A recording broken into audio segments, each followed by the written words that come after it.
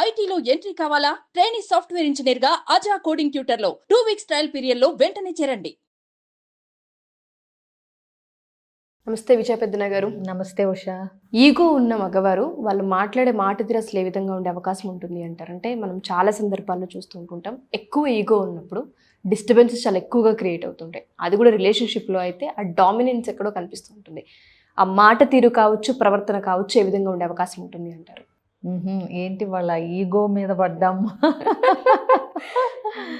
ఈ ఈగో అనేది చాలా పెద్ద ట్రాప్ అసలు.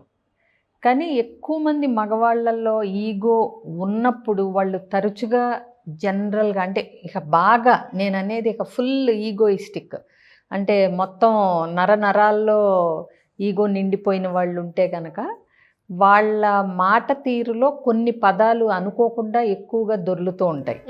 కొన్ని చెప్తాను నేను. నాకు తెలుసు, అన్నీ నాకు తెలుసు, ఇలా ఎవరన్నా ఏదన్నా చెప్పబోతే, ఎస్పెషలీ వైఫ్, ఎవరితో అయినా ఈగో ఉన్న వాళ్ళకి ఇవే పదాలు వస్తూ ఉంటాయి. బట్ వైఫ్ భార్య దగ్గర అనేపాటికి ఇంకొంచెం ఫ్రీగా ఉంటారు కాబట్టి ఇక తరచుగా వాడుతూ ఉంటారనమాట. బట్ ఎక్కడైనా ఏ సందర్భంలో అయినా గట్టిగా అనలేని పరిస్థితుల్లో కూడా వాళ్ళు లోపలైనా ఇది అనుకుంటారు. అంటే ఫర్ ఎగ్జాంపుల్ బాస్ దగ్గర కూడా ఈ మొక్క అన్నీ నాకే తెలుసు అనలేకపోయినా అతను ఏదన్నా చెప్తున్నాడు అనుకో, చాలు చాలులే నువ్వు వేస్ట్ ఫెలో, నీకంటే ఎలాగో నాకే ఎక్కువ తెలుసు అని లోపలన్నా అనుకుంటాడు. ఆ ఈగో ఉన్నాడు. ఇక్కడ ఏంటంటే భార్యాభర్తల రిలేషన్షిప్లో భార్య దగ్గర అనగలరు కాబట్టి అనేస్తారు. వీళ్ళని ఆపటానికి ఇంతటి సమఉజ్జి అయిన ఈగో ఉన్న ఆవిడ ఉంటే తప్పితే వీళ్ళు ఈ పదాలు బాగా విరివిగా వాడుతూ ఉంటారు. ఓకే, అన్నీ నాకు తెలుసులే, నువ్వు చెప్పక్కర్లేదు, ఇదొకటి, నేను చాలా బాగా చేస్తాను, నేను అన్నీ బాగా చేస్తాను. అంటే వాళ్ళ మీద ఫస్ట్ ఈగో ఉన్న వాళ్ళకి ఏంటంటే ఆ కాన్ఫిడెన్స్, ఆత్మవిశ్వాసం వాళ్ళ మీద ఒక పెసరు ఎక్కువ ఉంటుంది. ప్లస్ ఆత్మవిశ్వాసం ఉండటం వేరు, ఈగో ఉండటం వేరు. ఆత్మవిశ్వాసం, కాన్ఫిడెన్స్ ఉన్నాళ్ళు ఏంటి, నేను చాలా బాగా చేస్తాను అంటూనే అవతల వాళ్ళు బాగా చేస్తున్నారేమో కూడా గమనించి వాళ్ళు చేసినప్పుడు వాళ్ళ మీద ఆధిపత్యం ప్రదర్శించాలని కానీ, లేకపోతే నీకన్నా కూడా నేను సూపర్ అని ప్రూవ్ చేసుకోవాలని కానీ ఉండదు. అదే తేడా ఆత్మవిశ్వాసానికిను ఈ అహంకారానికి తేడా ఏంటి? అహంకారం ఉన్నవాళ్ళు అంతా నేను చేయటం వల్లే ఇక్కడంతా ఇది అద్భుతంగా ఉందంటారు. అదే ఆత్మవిశ్వాసం ఉన్నవాళ్ళు నేను బాగా చేశాను, అవతల వ్యక్తి కూడా బాగా చేస్తే చేశారు అని ఒప్పుకోగలుగుతారు. అది తేడా. నేనే అనేది ఉండదు, నేను ప్లస్ మిగతా వాళ్ళు అనేది ఉంటుంది ఆత్మవిశ్వాసంలో. ఇక్కడ ఈగోలో ఏంటంటే అంతా సెల్ఫే ఉంటుంది, ఇంకా వేరే దానికి చోటు ఉండదు అక్కడ. ఈ పూర్తి ఈగో ఉన్న వాళ్ళకనమాట. దీనిలో కూడా పర్సంటేజెస్ ఉంటాయి, సందర్భాన్ని బట్టి. కొంతమంది వేరే వాళ్ళది ఓకే ఒప్పుకోగలుగుతారు, కొంతమందికి అసలు ఒప్పుకోలేరు. సో మనమేమో ఫుల్ అహం నిండిపోయిన వ్యక్తి గురించి మాట్లాడుతున్నాం. ఇప్పుడు మీరు ఓవర్ రియాక్ట్ అవుతున్నారు. ఒకవేళ తిడితే భార్య బాధపడి ఏడ్చిందనుకో, దీనిలో ఏడవటాకేముంది, నువ్వు మరీ ఓవర్గా రియాక్ట్ అవుతున్నావు. నేను అన్న మాటలు అంటే అంత ఏడుపు వచ్చి బాధపడే అంత మాటలేం కాదు.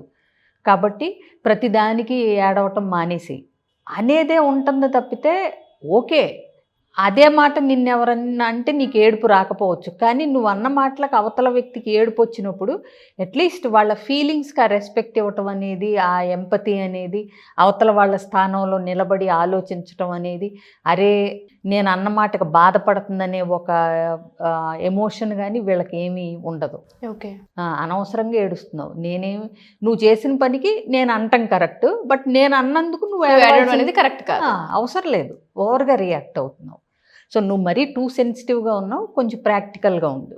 జనరల్గా వాళ్ళకి అనిపిస్తూ ఉంటుంది అనమాట. అట్లా నాకెవరూ అవసరం లేదు అంటే నేను అన్నీ సూపర్గానే చేసుకోగలను, నాకు హెల్ప్ చేయాల్సిన అవసరం పరిస్థితి నేను తెచ్చుకోను, నేనే ఫుల్ అంటే ఈ పరిస్థితికి ఏం చెయ్యాలో అన్నీ తెలుసుకుని నేర్చుకుని నేనే బాగా చేసుకోగలను, కాబట్టి నాకు ఎవరితో అవసరం లేదు. ఓకే, మీకు అర్థం కాదు, ఎవరన్నా ఏదన్నా అది కాదు ఇలా కాదు ఇలా కాదు అన్నారంటే మీకు అర్థం కాదులేండి, దీన్ని నేను బాగా స్టడీ చేశాను కదా, ఇది ఇలా చేస్తే మీరు చెప్పినట్టు చేస్తే వర్కౌట్ అవ్వదు, మీకు అర్థం కాదు అది, నేను ఎంత రీసెర్చ్ చేసి దాని గురించి అంత ఇది చేశాక ఈ మాట అంటున్నాను. సో ఇక దీని గురించి మీరు మాట్లాడక్కర్లేదు, ఇది మీకు అర్థం కాదు, వదిలేయండి, నేను చేస్తాను ఇంకొకటి, నేను అసలు ఎప్పుడూ తప్పులు చేయను. అసలు నేను ఒకటి ఏదన్నా చేశానంటే దాని గురించి బాగా స్టడీ చేసి దాని యొక్క లోటుపాట్లు ఏంటో తెలుసుకుని లోతుల్లోకి వెళ్ళి దాన్ని గురించి అంచనా వేశాకే నేను ఏ పనైనా చేస్తాను. నేను అసలు తప్పులే చేయను.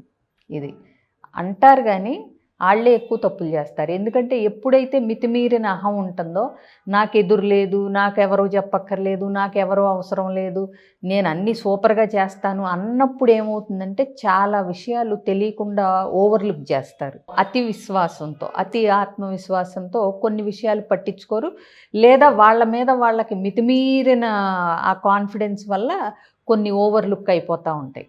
ప్రవర్తన శైలి ఏ విధంగా ఉండే అవకాశం ఉంటుంది అంటారంటే, మాట తీరు మనం చూస్తున్నాం. కొన్నిసార్లు మనం బాడీ లాంగ్వేజ్ అని చెప్తూ ఉంటుంటారు. మీరు చాలాసార్లు అన్నారు, మనం ఏం మాట్లాడతామో ఇంపాక్ట్ అవుతుందో తెలియదు కానీ మన బాడీ లాంగ్వేజ్ మాత్రం చాలా మాట్లాడుతుంది అని. అదే విధంగా ఉండే అవకాశం ఉంటుంది అంటే, అది ఆబ్వియస్గా వచ్చే మాటలు బట్టి మీకు అర్థం కాదు, మీరు చెప్పక్కర్లేదు, నేను అన్నీ బాగా చేస్తాను అంటే అంటే రెక్లెస్గా ఉన్నట్టుగా ఆ మాట తీరుతో పాటు ఆ బాడీ లాంగ్వేజ్ కూడా ఉంటే అది ఇంకా ఘోరం, అది ఇంకా ఎక్కువ ఇంపాక్ట్ చూపిస్తుంది. ఎందుకు, మనం చాలాసార్లు చెప్పాం, మాటల కంటే బాడీ ఎక్స్ప్రెషన్స్కే ఎక్కువ కనెక్ట్ అవుతారు, ఇంపాక్ట్ అవుతారు. సో ఇలాంటి వాళ్ళు అట్లీస్ట్ ఏమీ బాడీ లాంగ్వేజ్లో పెద్ద ప్రదర్శించకుండా ఒట్టి మాటలుగా అనేదానికంటే దాంతోపాటు ఇంకా నాకు చెప్పొద్దు, నువ్వు ఏడవాల్సిన పని లేదు, ఇట్లా బాడీ లాంగ్వేజ్లో కూడా గనక అదే ఎక్స్ప్రెషన్ కనుక ఇస్తే గనక ఇంకా జనరల్గా ఆ రిలేషన్షిప్ ఎక్కువ కాలం ఉంటుందని మనం ఎక్స్పెక్ట్ చేయక్కర్లేదు. ఓకే, ఉన్నా ఇక అది అవతల వ్యక్తి దాన్ని అంటే తప్పకో భరించకో తప్పదు అని ఉంటుంది తప్పితే, ఇతని మీద ప్రేమతో అభిమానంతో ఆప్యాయంతో రిలేషన్షిప్ని అందంగా మెయింటైన్ చేస్తూ ఉంటుంది అని అయితే మాత్రం అసలు అవకాశమే లేదు.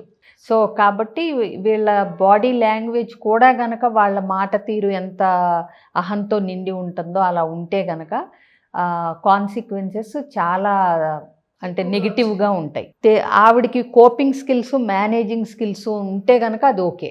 అంటే ఆవిడ యాక్సెప్ట్ చేయగలిగింది అనుకోండి, ఇతనింతే అహంకారం, అహం ఎక్కువ, సో మనం ఈ చెవితో విని ఈ చెవితో వదిలేయాలి, అన్నీ పట్టించుకుంటే నడవదు అని అనుకుందనుకోండి, పెద్ద ప్రాబ్లం ఉండదు. యాక్చువల్గా అప్పుడు వైఫ్ బాగా నచ్చుతుంది వాళ్ళకి.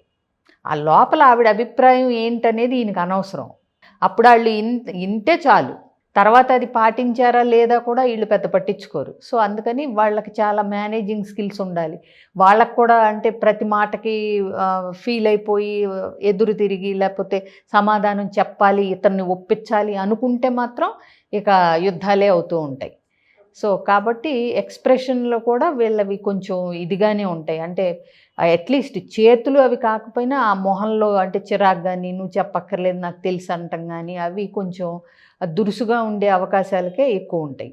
సో దీన్నే అంటే మితిమీరిన అహంకారం ఉన్నప్పుడు ఏంటంటే మనం మామూలుగా దీన్ని నార్సిసిజం అని కూడా అంటాం. అంటే నాకే తెలుసు, నేనే కరెక్టు, నేను తప్పులు చేయను, అన్నీ నేనే బాగా చేస్తాను, ఇదేంటి నాకెవరో అవసరం లేదు. ఇది మితిమీరిన అహంకారంతో పాటు నార్సిజంలో కూడా వస్తుంది. అంటే ఇక వాళ్ళు చెప్పానుగా, వాళ్ళ ప్రపంచం అంతా వాళ్ళే ఉంటారు. నేనే గొప్ప, నేనే సూపరు, నేనే అన్నీ బాగా చేస్తాను. వీటితో ఇది ఉంటే ఒక రకం, వీటితో పాటు మిగతా వాళ్ళందరినీ అంటే చులకనగా చూడటం, వాళ్ళందరూ దేనికి పనికి మాలిన వాళ్ళు అన్నట్టు, పనికిరాని వాళ్ళు అన్నట్టు అంత డామినెన్స్ ఉంటుంది. నిజంగా గనక ఒక పర్సన్ హైలీ ఈగోయిస్టిక్ పర్సన్ ఉంటే కనుక వాళ్ళని భరించటం చాలా కష్టం. ఈగో అనేది రిలేషన్షిప్ని దెబ్బతీస్తూ ఉంటుందని మనం చాలాసార్లు మాట్లాడుతూ ఉంటుంటాం. కానీ కొన్నిసార్లు మనుషులు వదిలేసి వెళ్ళిపోతారు అనేది గుర్తు చేయాల్సిన అవసరం ఉందని తెలుస్తుంది. చాలామందికి ఆ ఈగో డామినెన్స్ లేదంటే నిజాన్ని ఒప్పుకోలేక మనకు తెలియదు, ప్రవర్తన అండ్ దాంతోపాటు బాడీ లాంగ్వేజ్ కూడా ఇబ్బంది పెడుతూ ఉంటుంది. మీరు ఇందాక ఒక వర్డ్ యూస్ చేశారు, వాళ్ళ ఎమోషన్ ఆపుకోలేక ఏడుస్తూ ఉంటే చాలామంది ఆ ఏడుపును కూడా మాట్లాడుతూ ఉంటుంటారు. ఏ విధంగా అంటే, నా ముందు ఏడవద్దు, ఆ యాటిట్యూడ్, ఆ ఈగో అనేది ఇంకొంచెం దిగజారుస్తుందేమో వాళ్ళని అనిపిస్తూ ఉంటుంది. ఎగ్జాక్ట్లీ, మెయిన్ అవతల వాళ్ళ ఫీలింగ్కి వాల్యూ ఇవ్వరు. యాక్చువల్గా మనం చాలాసార్లు చెయ్యాల్సిందే అది. నీ ఫీలింగు వాళ్ళ ఫీలింగు ఒక సిచ్యువేషన్లో ఒకలాగే ఉండాల్సిన పని లేదు. ఇది గనక అసలు ప్రతి వ్యక్తికి తెలిస్తే ముందు నీకు నచ్చినా నచ్చకపోయినా వాళ్ళు అలా ఫీల్ అయ్యారు అని మనకు తెలిసినప్పుడు ఆ ఫీలింగ్కి వాల్యూ ఇవ్వాలి మనం.